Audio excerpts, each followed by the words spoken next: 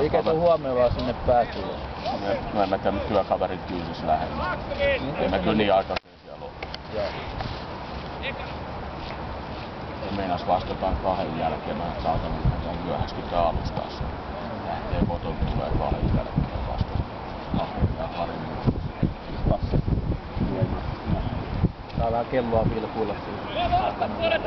Siis 2 aikaa pitää lähteä käyntiin. Monet se Voikaako ne ruodin pussissa lähteä? Jää sinne nyt ajattu sen tunnin, että 2 kun lähtee, niin pitäisi kyllä viedä.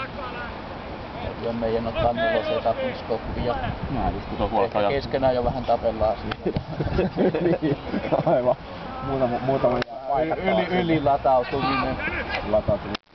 Silloin just kun Espooseen mentiin tuon huoltajan kyydissä, niin siellä oli liikenne poikki puolet tuntia, kun se joku mälli oli käynyt. Tuohonkin pitää ottaa huomioon. Saatana laskee, että just ehit alkuun noin puolet tuntia myöhässä.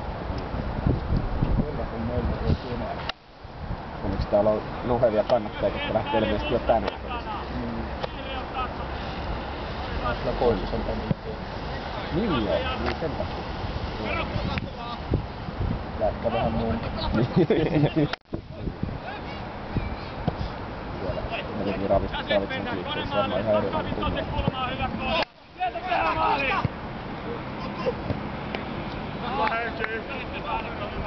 On ollut hyvä yritys. Ei tällä. Varmaan tässä on ihan paskaa. 10 punnerusta. On ihan paskaa.